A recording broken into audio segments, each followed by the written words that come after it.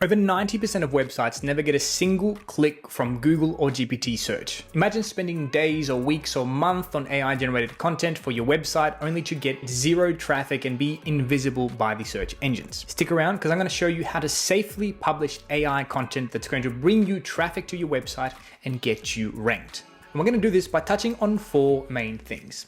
That is, understanding if Google actually penalizes AI content, which model is best for content copywriting, a step-by-step checklist that you can follow every time you're writing content with AI, and finally, how to write content at scale in a way that's safe and is actually going to bring you traffic. Let's get to answering the first one, which is, does Google penalize AI content? And in one word, no, but it depends. Looking at their guidelines in Google Search Central, they're really clear about this. They reward high-quality content however it's produced. They recognize that writing content with AI can actually be a really good thing. It can help you really make sense of what you're trying to get out of your head into your website. But the thing is, when people don't add any additional thoughts to that content, it can be better explained with this: not all AI content is spammy, but all spammy content is AI. It's about the depth and the value of the content, not what you use to write it. And if you're thinking you're going to get away using AI content without any additional value to that by doing the AI detectors or the AI bypass tools, you'd be sorely mistaken. There's studies that come out that say the most effective online AI detection tool can only achieve a success rate than less than 50%. In my books, that's kind of useless. So instead of worrying about whether you bypass this AI detector and trying to fool Google, worry about adding more value to the content, and we'll get to how to do that in a second. Now, number 2, which one is better for content copywriting? Is it Claude, ChatGPT, Gemini, DeepSeek? And the truth is that it doesn't really matter at all. You need to use the model that you're most used to. Don't buy yet another subscription to another AI model just because you think it's going to write better. Now, some people prefer Claude straight out of the box and they think that sounds more naturally. And if that's the case for you, great, you found an AI model that works a little bit better for you.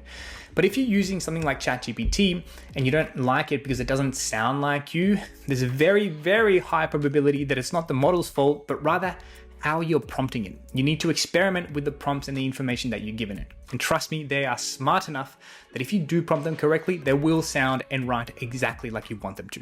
And number 3, here's a checklist that you need to follow every time you write content with AI to make sure that you don't get penalized and you actually create high quality content that's going to bring you traffic. The truth is that traffic from AI search engines sometimes can convert 9 times better than normal traffic. So you really want to get this right. And this checklist is your ticket to do that. I'll make sure I'll leave a link to that below. Number 1 here is inject your experience. Experience is one of those things that AI can't quite replicate because it hasn't really lived your life. And let me give you an example of what this might sound like with a good example. So for example, with professional experience, with personal experience, it sounds like when I helped a SaaS client restructure their pricing page in 2023, we saw a 34% increase in conversions within 60 days. The key wasn't adding more features, it was simplifying the decision-making process by reducing options from 5 tiers to 3. As opposed to the bad example here, pricing pages are an important part of any website. To optimize your pricing page, consider simplifying your options and making it easier for the customer to take decisions. This can lead to increased conversions. Technically, we're saying the same thing, but one sounds like our personal experience, which is what you should try to integrate. Click the first checklist box and go to the next one. Number 2 is be precise and cut the fluff. Don't try to chase arbitrary word counts because you think writing a blog post of 3,000 words is going to be better than writing a blog post of 2,000 words. It's actually quite the opposite. You want to keep it concise. And with that, a little trick here is within the blog post, throughout the H2s or H3s, you want to ask questions about the topic that you are writing. And then below that header, answer that question as concisely as you can in a paragraph. This actually gives you the highest possibility to be cited in things like Google AI Overview, GPT Search, and Perplexity. Number 3 in our checklist is write at an 8th grade reading level. And what this does is it makes your content a lot more approachable to the majority of the people out there online. Now, I want to be very clear here. This doesn't mean dumb down your content, but it means don't add any unnecessary fluff. And this doesn't only come from our experience, but this actually comes from a peer review research article, the first one that is about generative engine optimization. And that's one of the points that they illustrate in this research. And let me show you an example of this. The bad portion of this is obviously very hyper exaggerated, but a good sentence for this at an 8th grade reading level might be, email marketing helps you build relationships with customers by sending them valuable content directly to their inbox. Nice and short. Overcomplicated is, email marketing facilitates the cultivation of symbiotic customer relationship through the strategic dissemination of value-added digital comprehensions to individual electronic mailboxes. Now, nobody writes like that, but you get the idea.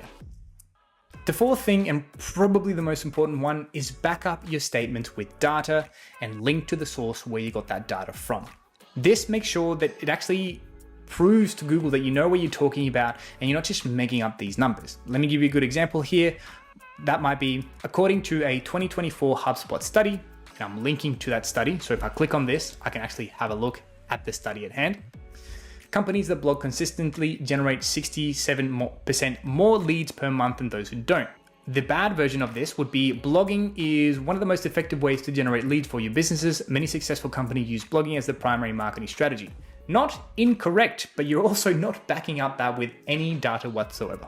This, by the way, is extremely important if you fall under a category called Your Money, Your Life, which is where you write about anything to do with finances, health, education, or anything like that. You need to back up your statements. And the final one here is add supporting visuals. Remember, at the end of the day, we're also writing for humans, so don't write just a big dirty block of text, but try to add supporting visuals and images. One really easy way to do this is by using a free tool called napkin.ai, where you paste a sentence throughout that you want to accompany with a visual element, and you press this button here, and this is going to automatically generate a supporting visual illustration to this. For example, this one, right? You can then download that and place it below the section where it makes sense for you to do so. This adds value in the way that it makes it easier to understand the point that you're trying to get across. And we've seen just with these changes, meaning adding illustrations to blog content, they not only finally get indexed, but they get a lot more traffic.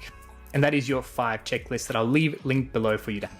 Now, the final thing about this is, well, how do I write content at scale with AI and not get penalized? Because I want to be very clear about this. The people who are winning the SEO game are doing just that. And it's all about choosing the right tool, or at least the right tool that has the right capabilities to do this. There are things like Kappa.ai or Machine.ai that kind of do the same thing, allow you to write content at scale. You need a way to customize it, add your own experience, and ideally your own tone of voice. So for this example, I'm just going to use Machine.ai. And if you log in, make an account, I'll leave a link for you to make an account below. I'm going to create a cluster here, and we're going to go through it quickly. This isn't going to be an extensive tutorial of this, but I want to show you the potential use cases here. So we're going to write about marketing in healthcare, marketing for dentists, and how to do SEO for dentists. Here I'm going to say dentists and practitioners looking to do their own SEO in their spare time. That is the audience who we're writing for. The language, US, and I'm going to choose the V3 engine. I'm going to let it choose the correct keywords, and I'm going to choose a cluster of 10 articles. So this will allow me to write 10 articles in the one go. It's now doing all its thing, doing the research, understanding the search volume, the search intent of these questions. And it's giving me examples here of the titles that I should write about, and a lot more inputs here. And this is really what I want you to focus on to make sure that whatever tool you use, whether it's Machine.ai or take your tool of choice, you can put some of your own information or your own experience in it, which we said was one of the checklists and really important things to do. For example, if I want to write a blog about unlocking your practice's potential with dental SEO, the content type, well, this is going to be a how-to guide, for example. So I'm making it a little bit more custom. And this is the most important thing here, custom brief. This whole section allows me to put in a brief about my experience and my wins that I've shown, or the successes that I've had for local dental practices and their SEO. And that is where I add as much information as I can. Once I do that, I can also go to the author tab and I can choose the tone of voice. Machine.ai has a really cool feature that allows you to create your own tone of voice really easy. So you see there that I've selected my own tone of voice for all the content, and it's already changing the titles because, well, if it's my tone of voice, the title format is probably going to change. And finally, the most important thing, I want to make sure that the research capability is available. This means that it's going to find the sources to use and backlink to those sources. And also I want to direct it. So I've got a page here on my website all about learning SEO for dentists with AI tools. What I can do is add this URL and give it to the directed section. This will mean that the AI, when it's starting to write this content, will crawl through that page and reference some of the information through that. This allows the content to be even more specific to your experiences and your type of content as well. So with that done, the one thing I want to do is make sure that it's interlinking. I'm going to do opportunistic, and I can choose a bunch of more things, but I don't want this to be a tutorial about machined AI. And I want to select all of these and let's write the 10 articles. Now, that's going to take a little while. I'm going to show you how it looks when you write one piece of content and then what you should do after that. So we see here that it's finished one of the blog posts. I'm going to go to edit. And this is the main thing that I like about this feature, that is this blog ready to be published right away? No, you should go through it and make sure that you add your experience, your insights, make sure that you're happy with it overall. The idea isn't to use this as a complete replacement of your copywriting, but as an extension. So it'll do 90% of the work, and then you want to go through here and add your own experience. For example, the good thing about this is that you can also publish this directly to your website. If you connect it with WordPress or Webflow, you can publish it as a draft, and then a lot of your work and the hard yards when it comes to content copywriting is kind of done. But again, I want to make sure that we understand that don't just fill this out and don't put any effort into the content. It's not even going to get indexed, and it's probably going to make spammy content that isn't going to help anyone at all. We've touched on a lot of things about how to generate high quality content with AI that's actually going to bring you traffic that converts. But SEO isn't just about writing good content. There's a lot of other pieces to this puzzle to make sure that you rank really well in the AI overviews, like how to get some backlinks, how to make sure that your website is optimized correctly.